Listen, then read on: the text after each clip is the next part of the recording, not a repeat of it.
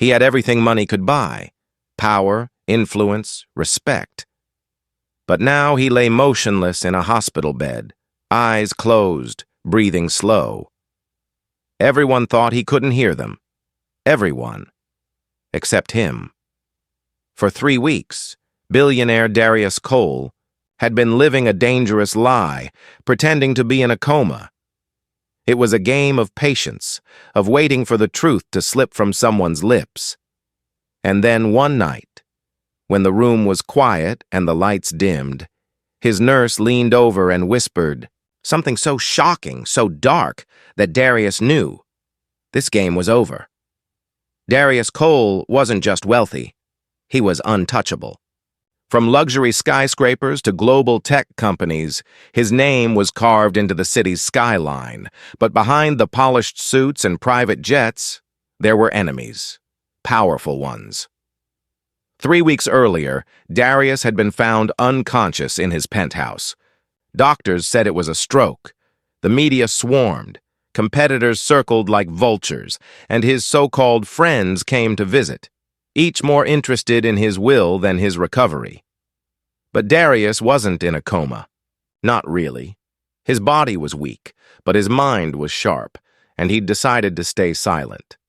Because there was a secret buried deep in his empire, a secret only a few people knew, and someone had tried to kill him to keep it hidden. By pretending. To be unresponsive, Darius could listen. Listen to the conversations people thought were private. Listen to the truths they never meant him to hear. Most days were quiet, whispered arguments between business partners, false promises from relatives, but one nurse caught his attention. Her name was Mariah. Young, professional, with a calm presence that made the room feel safe. Until one night, she came in alone, pulled the chair close to his bed, and began to talk. The clock on the wall ticked past midnight. Outside, the city slept under a blanket of rain. Inside, the room was dim, the only light coming from the soft glow of the monitors tracking Darius's heartbeat. Mariah sat down and sighed, her fingers trembling slightly as she adjusted his blanket. "I don't know if you can hear me," she began, her voice low and uneven. "But I have to tell someone. I can't keep this inside anymore." Darius's pulse quickened. He kept his breathing slow, careful not to break the illusion.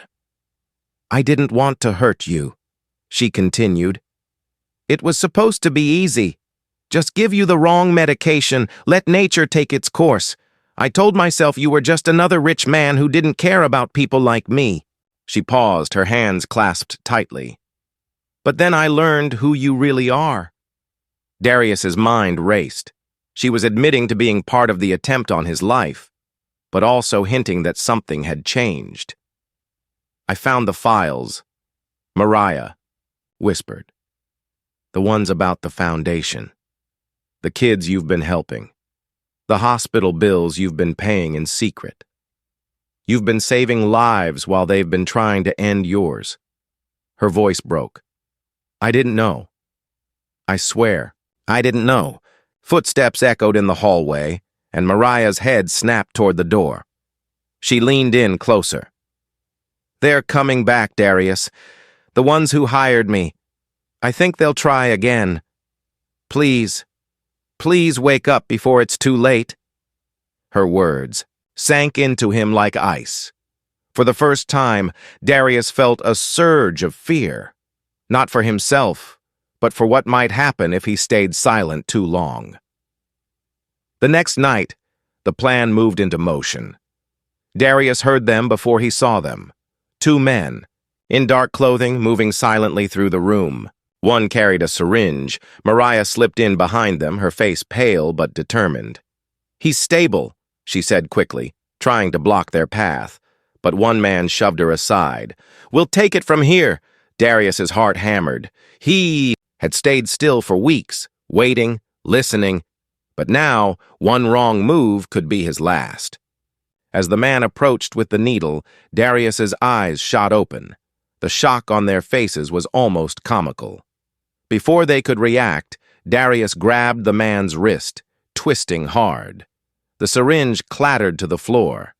The second man lunged, but Mariah swung the metal IV stand with all her strength, knocking him backward. The commotion triggered the monitors, alarms blaring through the hallway. Security rushed in moments later, tackling the intruders. Darius sat up, chest heaving, eyes locking on Mariah. She looked terrified, but also relieved. "You're awake," she whispered. "I've been awake," Darius replied, his voice hoarse. "And now, it's over."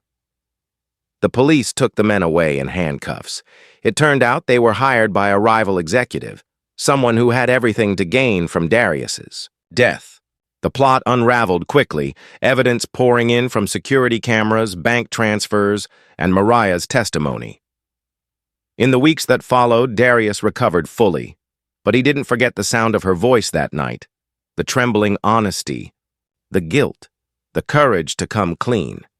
He offered her a choice: leave the hospital and disappear from the danger, or stay by his side as part of a new security and medical team.